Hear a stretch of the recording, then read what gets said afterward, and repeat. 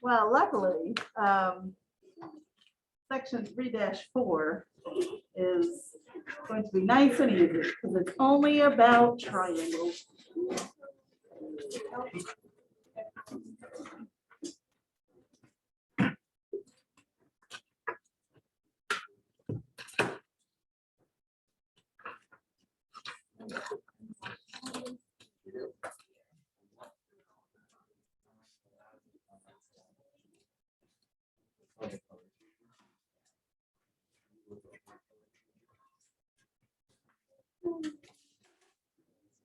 Okay.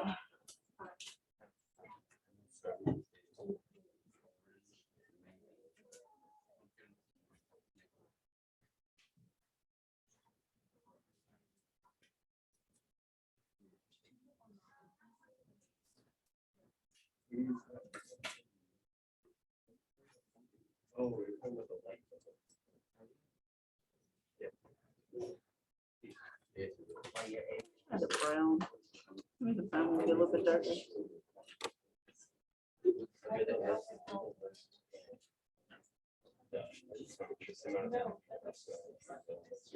Okay, everybody. So let's talk about triangles. One of the first shapes you learned as a toddler, probably. Of course, a triangle. They are simply, triangles are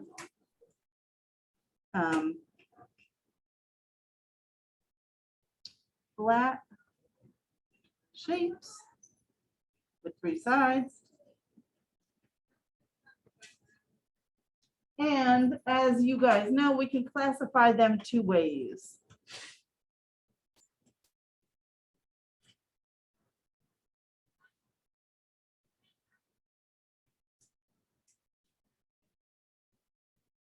So let's start off by classifying them by their sides.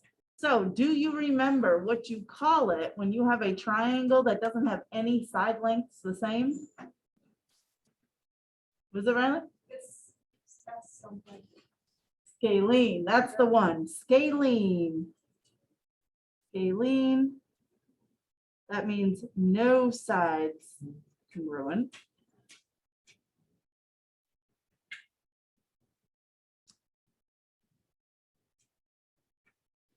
Go ahead. Isosceles. Yes, isosceles. Now, here's an interesting thing about isosceles, which you may not know. Isosceles, first of all, we got to spell it right. Isosceles, that's it. So very commonly, we just say, oh, that's a triangle with 2 sides congruent. That's not necessarily wrong, but the definition of isosceles is actually at least 2 sides congruent. So if it has all 3 sides congruent, yes, we have a more specific name, but you're not technically wrong if you say isosceles, unless that you are specifically being asked to give the most appropriate name. Then you would use, what's the term when they're all the same?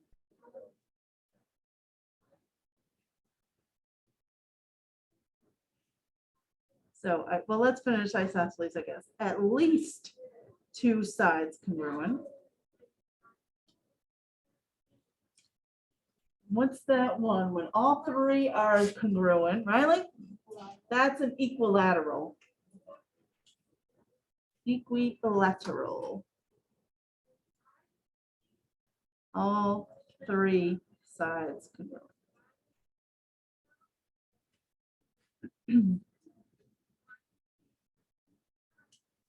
Okay, so we can classify by their sides, or we can classify triangles by their angles.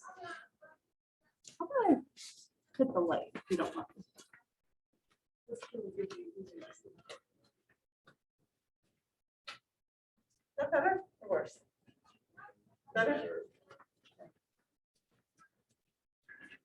Get rid of the mouse hanging out in the middle of the screen.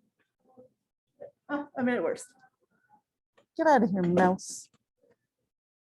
There. Okay. So we can also classify triangles by their angles. So I'm actually gonna sneak it in right on the side here.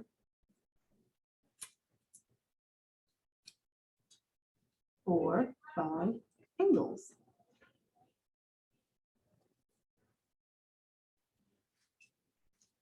So you have three different types here. You could have an acute triangle. And what are those? Yeah, all of your angles are less than 90. All angles less than 90. Give me another one besides acute. You could also have obtuse. And what are those? How do you get an obtuse triangle? Yes, one. Now, could you have more than one greater than 90? No. Why not?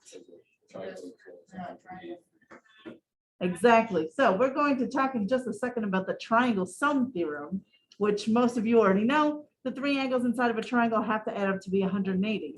So if you already have one that's over 90, if you had another one that was over 90, you'd add up to be more than 180, and you haven't even accounted for the third angle yet.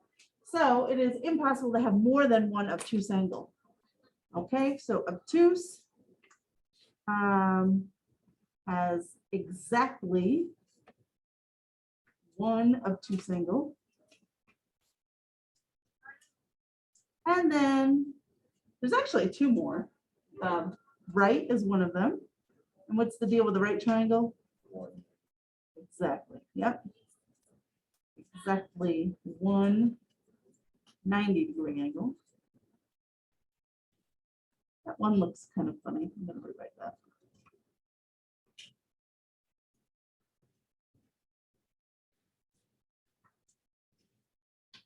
The last one is one where all angles are 60. Yes. So before I move on to that fourth one, though, could you, okay, we wrote down exactly one 90-degree angle. Is it possible to have two 90-degree angles? No. No, for the same reason that you can't have more than one obtuse angle. If you had two 90s, they already add up to be 180, and you haven't even accounted for the third angle yet. The third angle has to have some measure. So if you're already at 180 and you add anything to it, you're already over. So it is impossible to have a triangle with two right angles. So one would be the most. Could I have a right and an obtuse? No. No, same reason. I'd add up to over 180. Okay, so there is a fourth one, which is actually a subset of the acutes. So I probably should have stuck it there, but I didn't. I'll just put a little star. So a special type of acute triangle where all three angles are the same.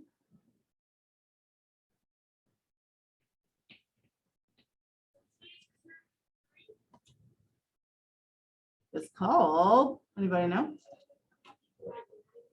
You're so close. It's actually called equiangular.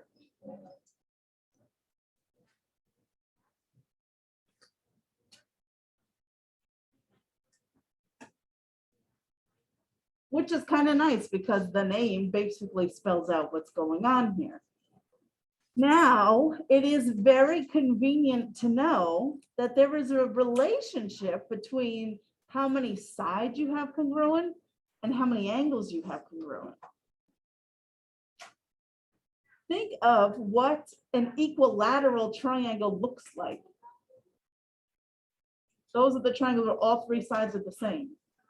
What do you think is true about the angles? Yeah, all the angles are the same. So that's so cool that however many angles you have the same, that's the same as the number of sides you have the same, and vice versa. So all three sides are the same, all three angles are the same. We're going to talk about that in quite a bit of depth at some point, not today, but eventually. But yeah, so that is a nice thing to know, that however many angles I have the same, it will be the same as the number of sides that are the same, which means if I have an equilateral triangle, I automatically know it's equiangular and vice versa, because they have to match up. That makes sense? The 60 degrees exactly for an equiangular triangle. Is it a what? Does it have to be 60 degrees? Exactly? Yes. So because going even further with this, if I know all three angles have to be the same and they have to add to 180, every equilateral equiangular triangle is going to have all three angles at 60 degrees. Okay, so I'm going to add, come over here and maybe add just a special note about the equiangular equilaterals.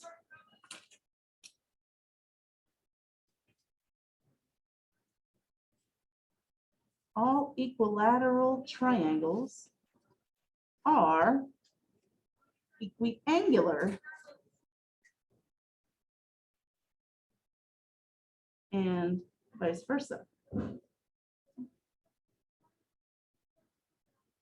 The number of sides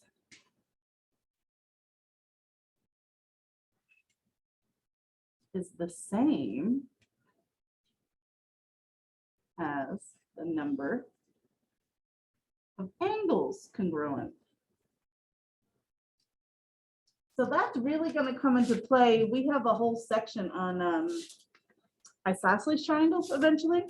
So because I know that in the triangle I have two sides the same, I'm guaranteed to have two angles the same. So we'll be talking about that quite a bit later on.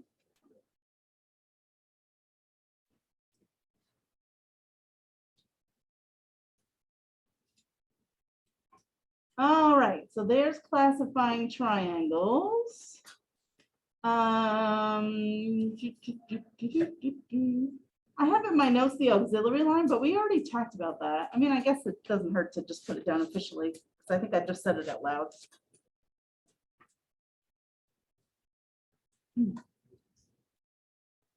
We were talking about this the other day. If you were doing a proof or something, or even just trying to, find an answer from a diagram, if you wanted to add a line to it, you could do that.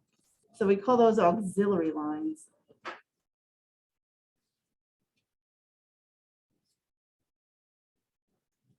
And that's just a line added to a diagram.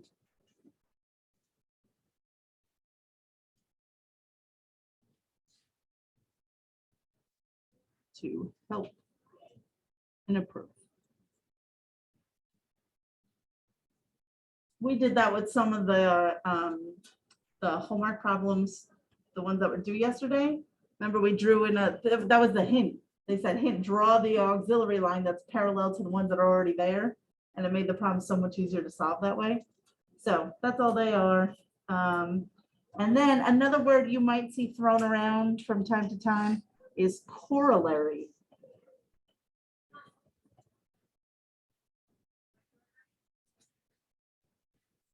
And this is just a theorem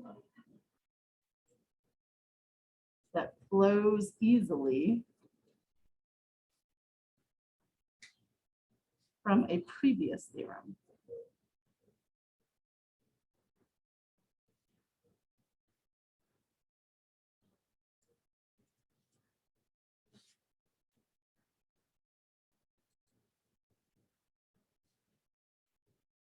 So for example, I just always go back to the Pythagorean theorem because we all know it. So I know that if a triangle is a right triangle, then a squared plus b squared equals c squared. So a corollary off that would be, okay, well, if a squared plus b squared doesn't equal c squared, I don't have a right triangle.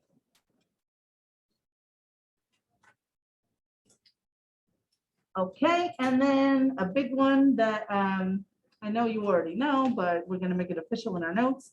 I mentioned it's called the triangle sum theorem.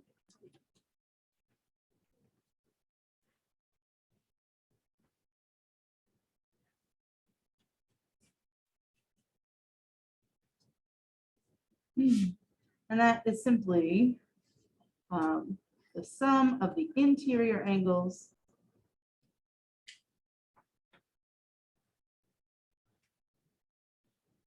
of any triangle is 180 degrees.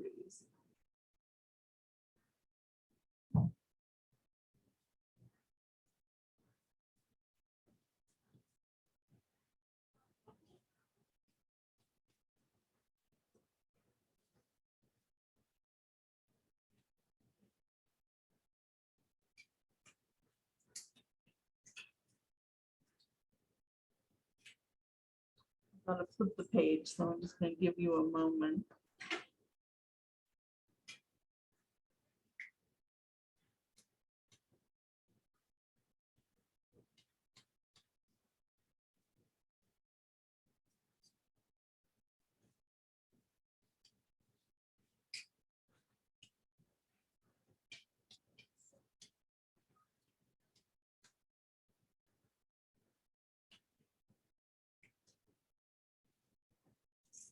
Everybody okay? I can flip. A pancake. No, that's something. I burn my pancakes every time I make them. Every time. I try and put the burner low, but then they never cook. And then I turn it up and then they burn. That's where my husband always makes them. That's the trick. All right, so we have a corollary here, the third angle theorem.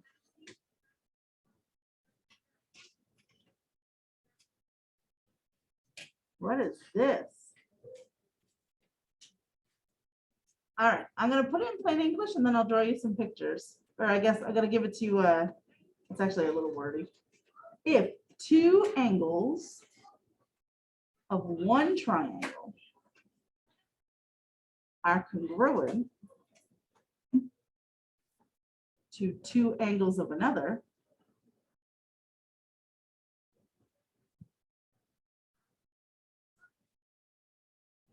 then what could I say about the third angles? Exactly. The third angles are also congruent.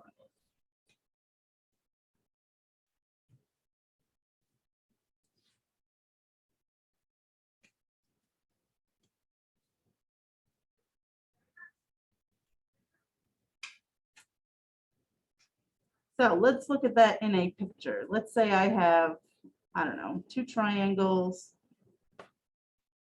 Angles 1, 2, 3, 4, 5, 6. All right, cool.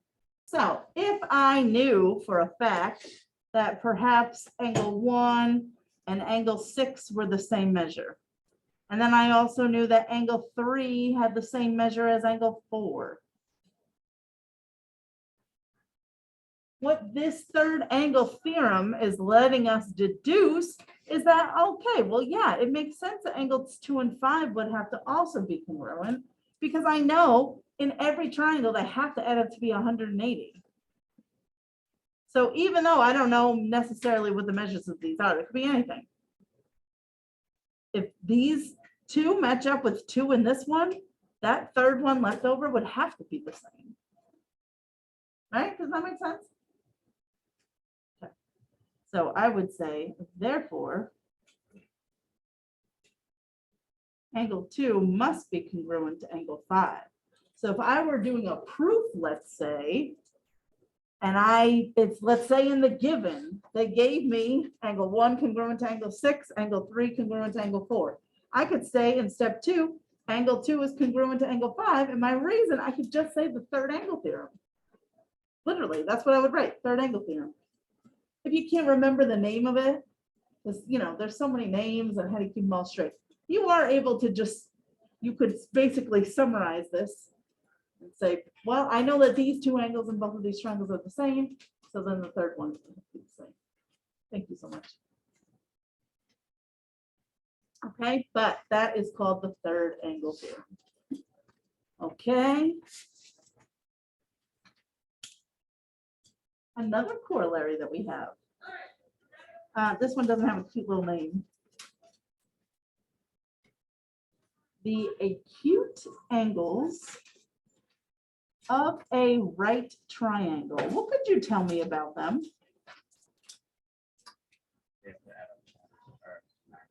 Yes, and don't we have a vocab word for angles that add up to 90? Complementary. The acute angles of a right triangle are complementary.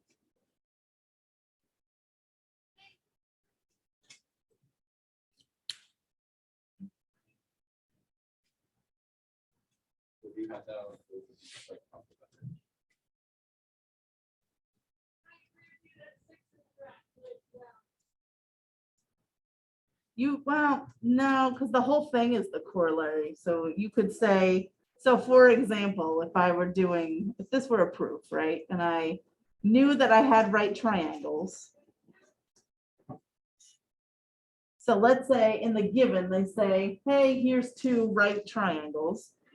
Oh, I wouldn't need two of them. What am I doing?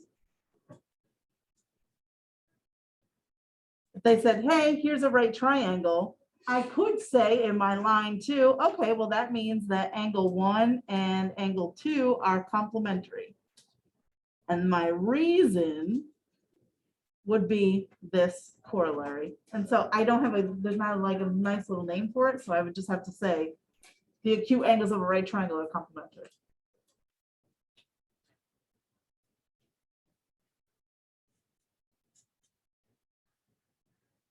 Okay, one last thing for this section. We're going to talk about the exterior angle theorem, but I need to show you some pieces of like what we consider an exterior angle and what we don't.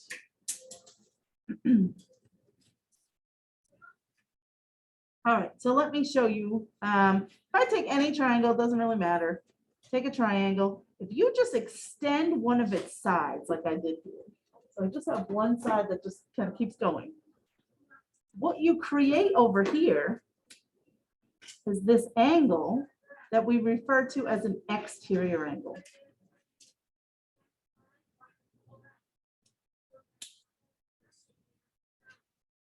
You can have an exterior angle at each vertex. You could keep drawing if you want. That's no problem.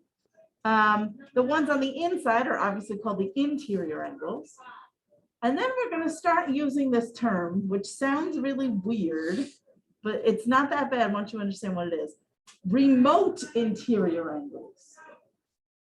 So, and it's a little confusing because it's going to change depending on which exterior angle you're talking about. So let me put some numbers here. 1, 2, 3. Let's call this angle 4. So 4 is certainly an exterior angle. By the way, exterior angles have to form a linear pair with one of the interior angles. So I'll show you another example in a minute because I'll show you another example. But anyway, so the remote interior angles are going to be the two angles inside the triangle that are not adjacent to the exterior angle that I'm talking about. So let me go ahead and write all that out. Remote interior angles.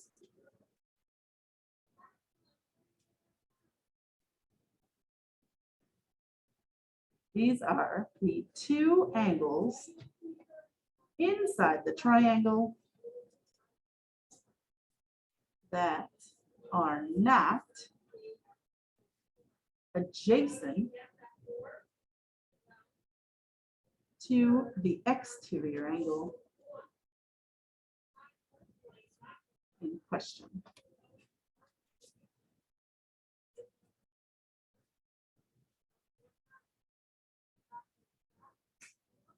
So in this example, angle 1 and angle 2 are the remote interior angles. I'll call them RIAs for exterior angle 4. So even though 3 is another interior angle, it's not the remote interior angle for angle 4. Why does this matter? I'll show you in just a second.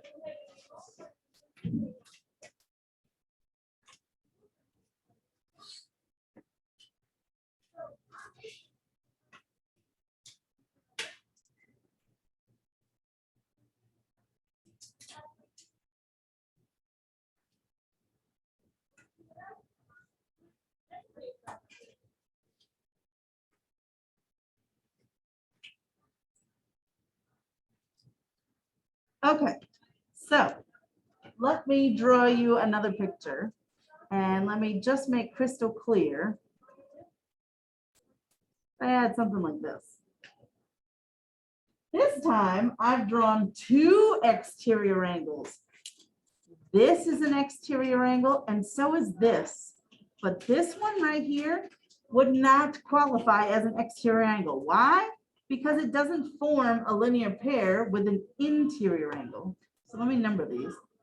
1, 2, 3, 4. Now, angles 2 and 3, as you can see, let me zoom in a bit. They are congruent to each other. Normally, we only ever look at one exterior angle at a time, but I just want to make it crystal clear that angle 4 is not considered an exterior angle of this triangle. Angle 2 and 3 are exterior angles. Angle 4 is not, because it doesn't form a linear pair with an interior angle. Off the screen. Oh yeah, that isn't good. Oh.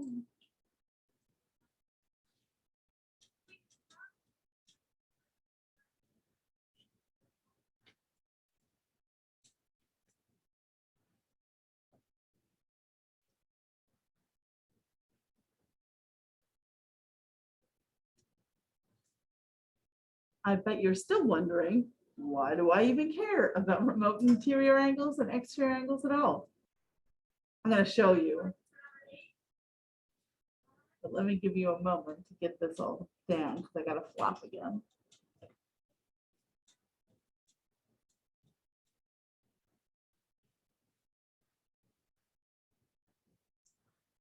Speaking of pancakes, have you ever had pancakes with sour cream on them? I know, sounds very strange. Try it. Try it this, yeah, I'm telling you, if you like sour cream, if you don't like sour cream, then you're not gonna like it. It's still with the syrup. I'm telling you, try it. I know, I was skeptical too. I was. My friend, she's German and she showed me and I was like, this is fantastic. Still put the syrup. Don't be bashful. Have a little bit of sour cream, add your syrup. You taste that? Mm-hmm. My grandmother's German, she's never, like, fully German, she's never said anything about that. Try it. Try it. Is that there's something to do with potato pancakes, not like normal pancakes? I bet it'd be good on all of them. All right, let me flip. And now let's see what is going on with these. Okay, let me start off by asking you a question. If I were to tell you, ladies and gentlemen, that this angle was 40 degrees, let's make this one 80 degrees. Could you please find me what the measure of angle X would be, the exterior angle?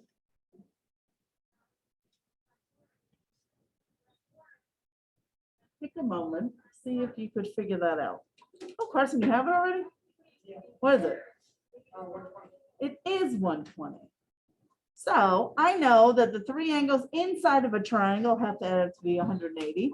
So I have 40 plus 80 is 120. Take that away, I get 60. So if this one right here is going to be 60, and now these two are a linear pair, that would mean that they have to be 180. I get 120 here. Oh, could I? Let's find out. Does that always work? I don't know. Well, I do know, but let's see.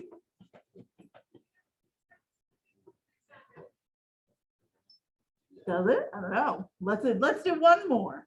Well, actually, let's do it for all cases. Let's just call this X and let's call this Y. What does this end up being? Can you show me that that ends up being x plus y? How? No, what would this guy have to be? This angle right there. Person? Wouldn't that have to be 180 minus x and 1? Right. I know that these three would have to add up to be 180. So whatever this is going to be 180 minus x and y added together, right? So that angle right there is going to be 180 minus x minus y. Right? So now, what's the deal with these two? The exterior angle and that one on the inside.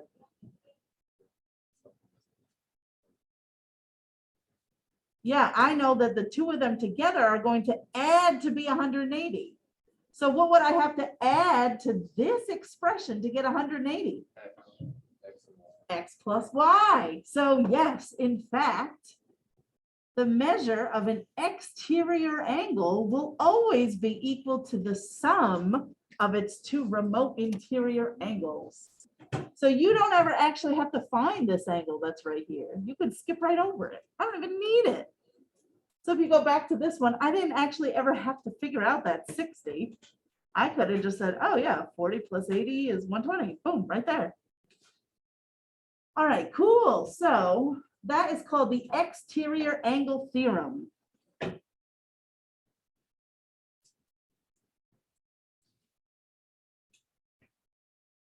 The measure of an exterior angle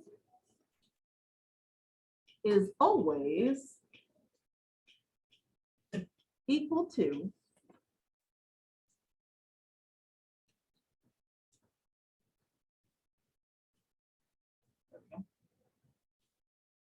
the sum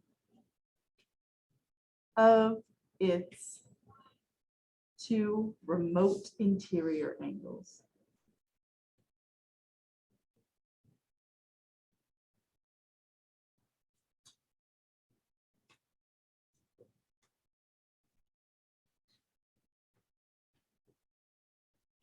I like this one because this one just lets me, if I remember to use it, I get to kind of just skip a step. But if I forget it, I can still get there, right? You can still find the measure of that exterior angle by finding the 60. It's just a little tiny bit more work. But if we happen to remember this, I can just streamline my process. I can say, yep, I know that these two have to add up to the exterior one, and I'm good to go. How are we feeling? Okay-ish? Not bad, right? Triangles are super easy. Okay. I need to talk polygons with you. I know, but here's the good news.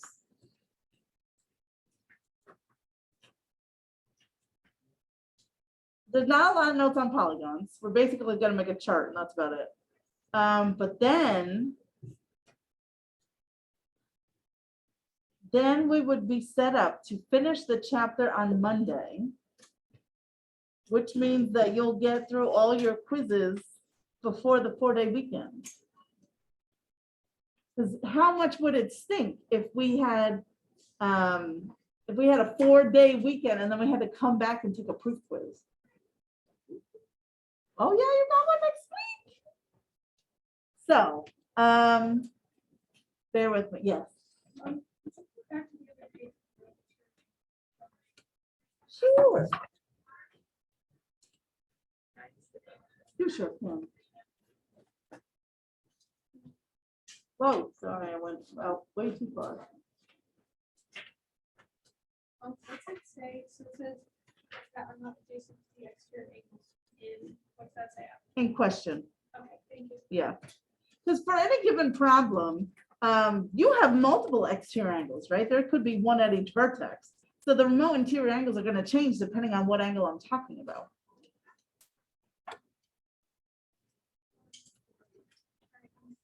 You good? Okay.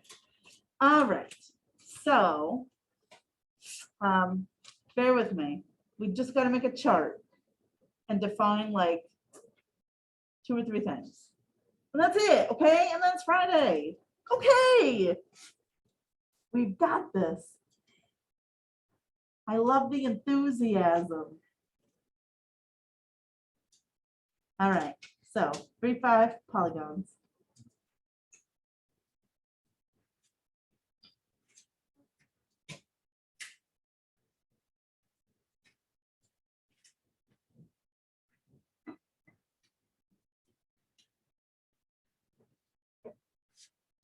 All right, what the heck is a polygon? They are just a closed planar figure made of 3 or more straight sides.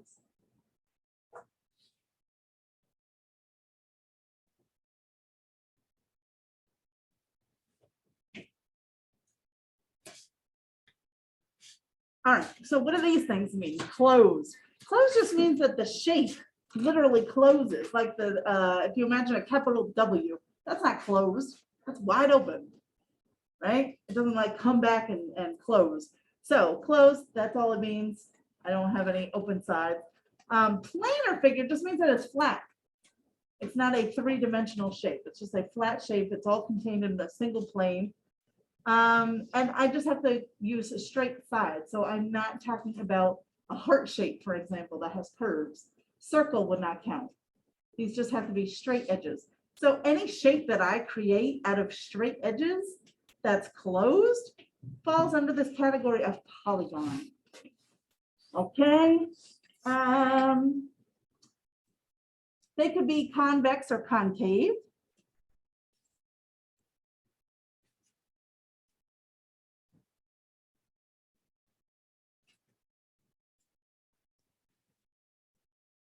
I'm going to draw you some examples of each.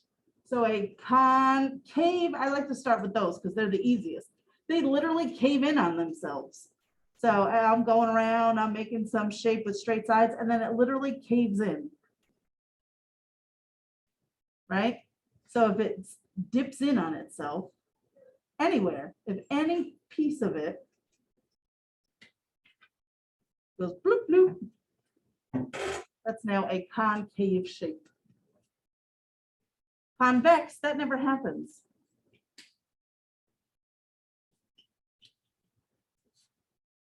I'll give you the official definition, but that's what I literally look for.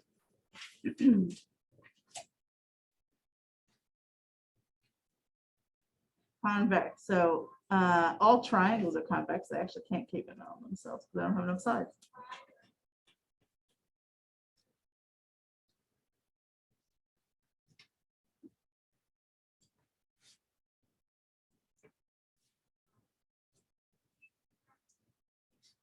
So the official definition for convex, we are going to have no interior angle greater than 180.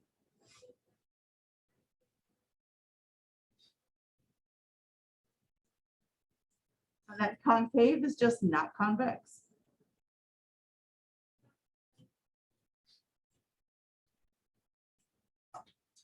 As you can see, if I'm looking at the angles on the inside, you do have angles bigger than 180. See this one, look how big this one is. That one's way bigger than 180. This one's way bigger than 180. So if you have an interior angle that's bigger than 180, now you've gone concave. But again, just think of it as literally making a little cave.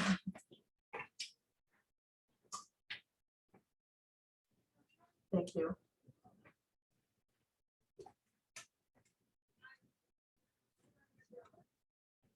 Arguably, one of the most important terms when we are talking about polygon is the word regular.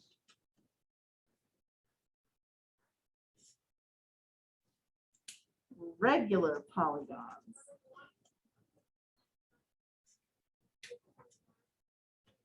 So when we use the word regular in association with polygons, it has a very specific meaning. Anybody happen to know before I tell you? I'll give you examples and see if you can guess what the definition is. A square is a regular polygon. An equilateral triangle is a regular polygon. A stop sign is a regular polygon. Any guesses?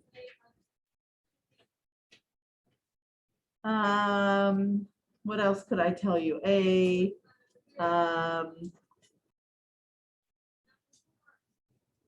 trapezoid would not be a regular polygon. Yeah. Maybe with polygons with like triangles and triangles or like regular. You're getting close. That's related to what it ends up being, Riley.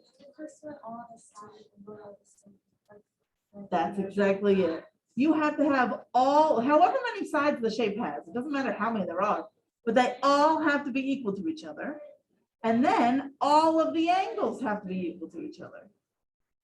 Okay, so regular polygons have both, and they have to have both. It can't be one or the other. Have both of these. All angles congruent, all sides congruent. So essentially, regular polygons are equilateral and equiangular. Now listen, we said when we talked about triangles, every equilateral triangle is also equilateral and vice versa. That's not true for any other shape. Think about four-sided figures. If I have all four angles the same, then they'd all be 90. A rectangle. A rectangle is equiangular, but it's not equilateral. It doesn't have all four sides the same. So it's only triangles where that cool thing happens, that they have to match up. Nobody else has that. Okay, so all angles the same, that's just equiangular. And then all sides is equilateral.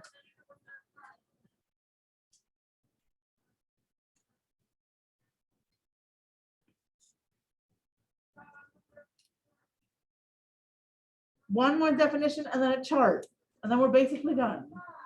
Stick with me. You guys have got it. Are you good? Can I flip or not yet? You good?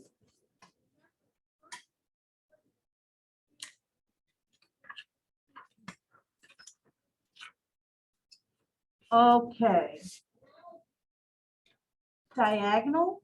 That's when we talk about diagonals in geometry, we're pretty specific. So a diagonal is a segment whose endpoints are non-consecutive vertices. What?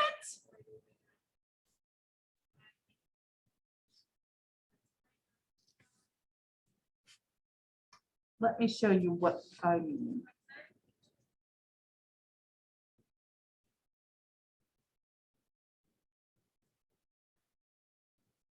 If I gave you this figure and I asked you where the diagonals were, I can't tell you how many kids would tell me that it's this thing, like this one of the sides.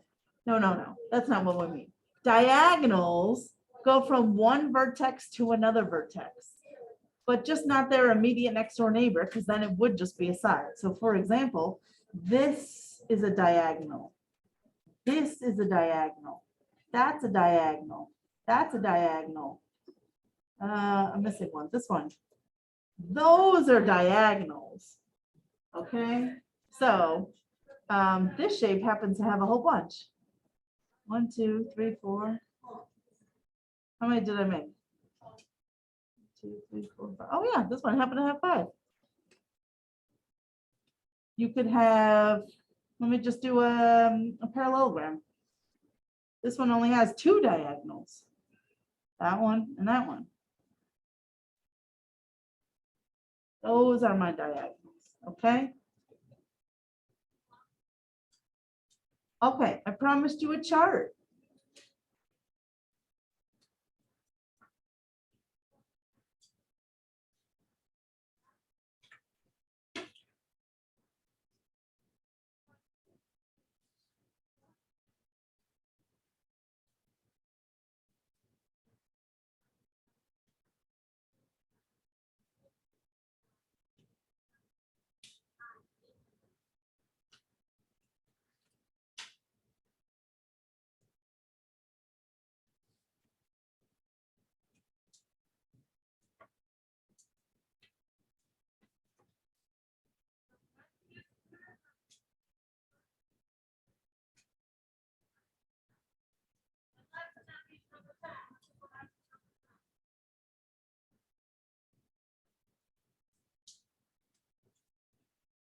Okay, the smallest polygon that we can have, or the fewest number of sides, I should say. The fewest number of sides I could have in a polygon is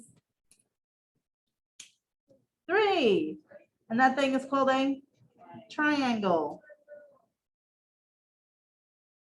So I'll explain more what I mean with the number of triangles, but it's just a triangle, so it'll only be the one. If you add up all the angles on the inside, what do you get?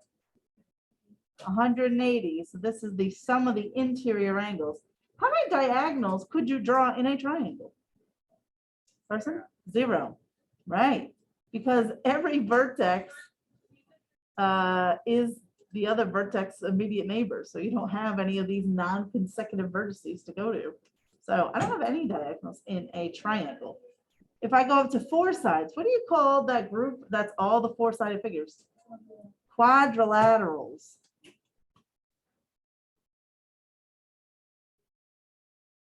Okay, so this number of triangles business, if you were to draw in all the diagonals you could from one vertex, how many triangles would be formed? Just 2, right? So if I'm just looking at one vertex, not drawing in all the diagonals I possibly can. If I just draw all the diagonals I can from one vertex, I'd end up with 2 triangles, right? Yes, 2 triangles. So what's cool about that is I can use that to figure out what all of the interior angles would add up to be. If I have 2 of them and I know each one adds up to be 180, 360, which makes sense because we know that.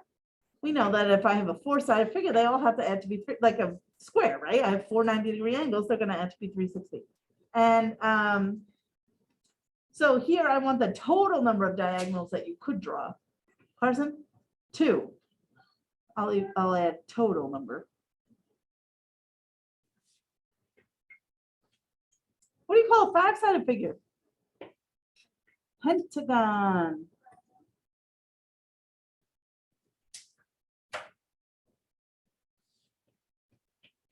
So imagine, or you could sketch it if you want to, draw yourself a 5-sided figure. If you drew all the diagonals from just one vertex, how many triangles are there? 3. Oh, interesting. So that means that the interior angle sum would have to be 540. Total number of diagonals, we did it up here, right? Wasn't it 5? Well, that's so interesting. Huh. So very interesting. We're going to do 6.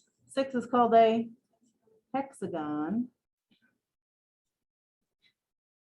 So I bet you can guess how many triangles. Yeah. And the sum is 720. Anybody figure out the diagonals? Total number of diagonals in a hexagon. It's 9. Okay, we're not going to do all of the shapes, but what if I had n number of sides?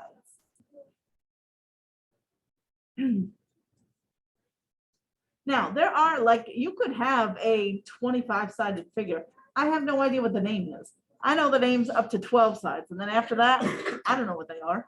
So we can still refer to them by, even if you don't know their name, we can just call it a, if I want to talk about a 25-sided figure, I can call it 25-gon. If I want to talk about a shape that has 67 sides, I can call it a 67-gon. So for the name, we literally just say the number of sides, gon. So an n-gon would have any number of sides, whatever you decide to say. Now, do you see some relationship between the number of triangles and the number of sides that I have, Carson?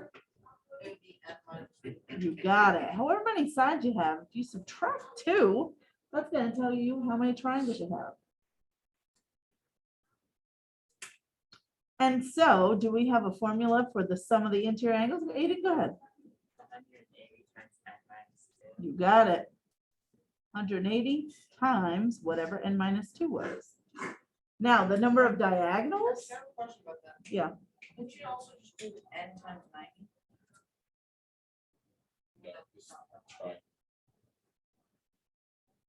yeah, doesn't work.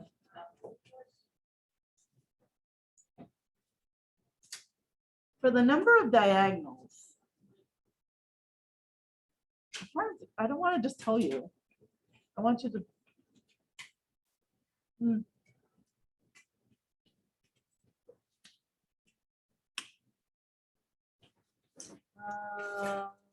All right.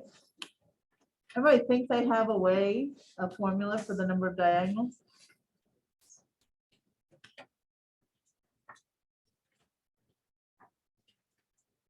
I'll give you a hint. Couldn't you think of diagonals, and maybe this will jog your memory a little bit. Remember, couldn't you think of a diagonal as a handshake between those two vertices? Remember we talked about that handshake problem way back when? Yeah, I was yes. go ahead. Would it be n times n minus 1 over 2? Let's try it. Let's try it. So let's take the hexagon here. So you said n times n minus 1. 2. No, 1.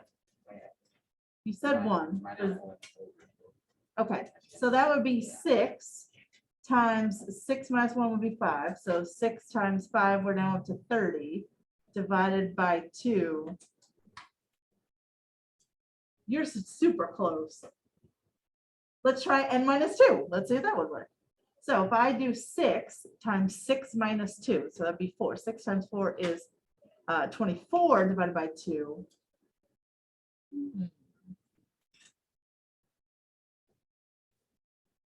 Well, that didn't work, but we're super close. Oh, let's try it. 6 times 6 minus 3. 6 minus 3 is 3. So 6 times 3 is 18. Oh, 2 is 9. Oh my gosh. Let's just see if it works for one more. Let's do the 5 and 5. Okay. So it'd be 5 times 2, right? 5 minus 3 is 2. 5 times 2 over 2. It is 5. Oh my gosh. That's exactly it. N times n minus 3 over 2. Well, why is it minus 3? Can you think of why that would be? Why would I do a minus 3? Go ahead.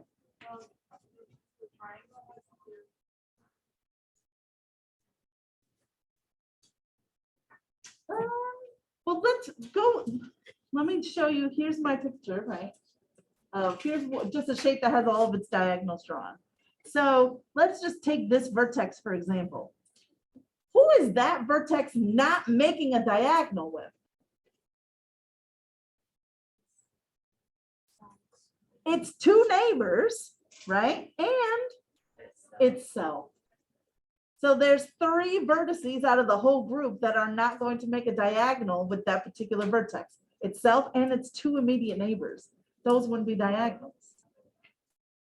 Oh, okay, cool. So the only last little tiny thing I have to tell you, kind of a big deal. Super interesting too, by the way. Do you know what you get? This is wild. The sum of all of the exterior angles one at each vertex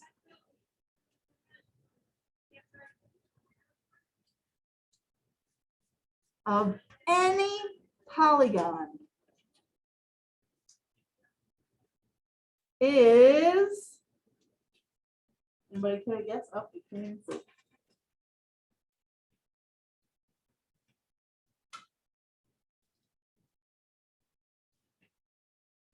If I take any shape, it doesn't matter. However many number of sides you want, who cares? I'll do that many. If I draw an exterior angle, one at each vertex, this is nuts, or maybe it's not so nuts. It does make sense if you think about it. So if I take a look at these 5 exterior angles that I just drew, if you were to whip out a protractor, measure them all and add them together, guess what you get? It is 360. And that doesn't matter how many sides you have. It could be a triangle. It could be a quadrilateral. It could have 100 sides. It doesn't matter. You would always get 360. What? Why? So the best way I can explain this is, so 360 is like a full circle, right? So imagine that I said to you, okay, I need you to basically turn around, but you can only, like, you can walk, but you can only go in straight pieces, so you can't like curve, right? So if I walk straight a little bit, and then I turn myself, and I walk straight a little bit, and I turn myself, it doesn't matter how many little times I break apart and do this, as long as I come all the way back to the beginning. Didn't I make a full circle once I get all the way around? Whether I did it in 10 steps or 100 steps. That's so cool. So each of those little angles all together is going to give me 360. Oh, we had some 1050.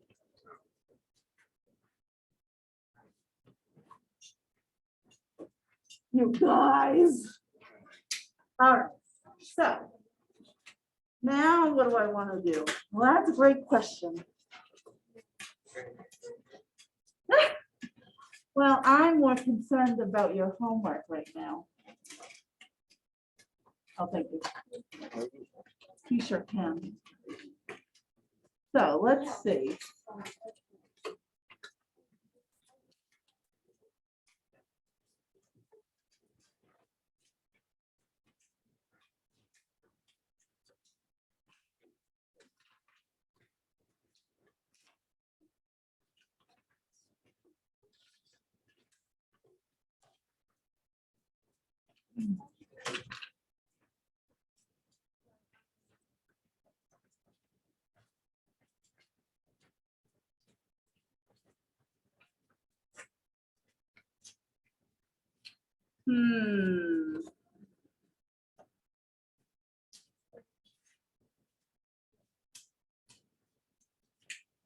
All right.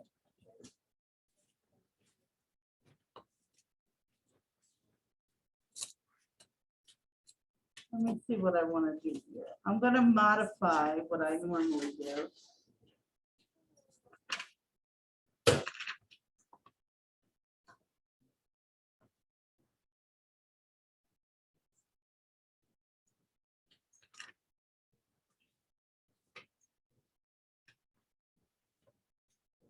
I'm also going to make this do on, that's what I was thinking, even though, you know, I don't know, I always get torn because this is an honors class, so it's, you know, I shouldn't feel bad about giving you homework over the weekend, but I do. But I shouldn't, but I do. 97. Let's do 11 to 16, and I'm cutting down what I even would normally give. But I appreciate you sticking with me, getting through the notes on a Friday, and I know I made you do 2 sections, and the one's literally on triangles, so it's okay. And then I need you to try. I need you to try with proofs at least. Let's do.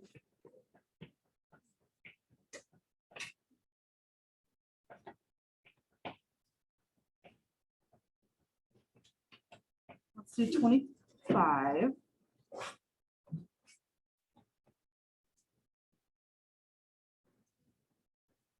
And 26 isn't approved, so that one I'm fine with that one on. And then the next section, page 104 to 105. Let's see what I want to do here.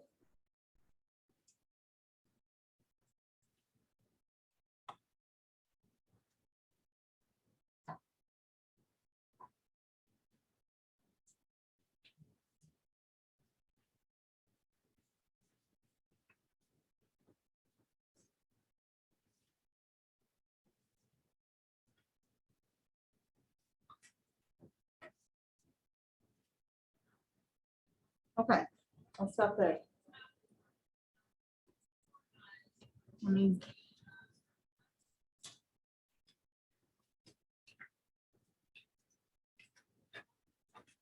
Okay, so let's do Tuesday.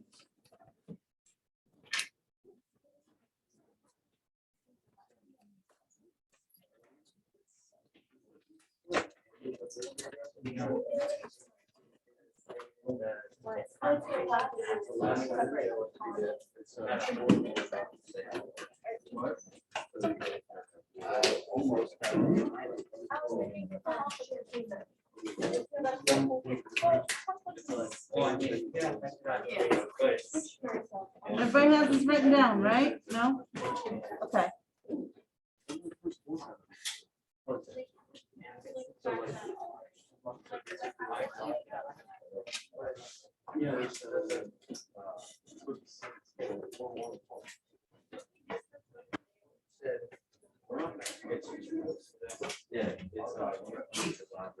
Bless you.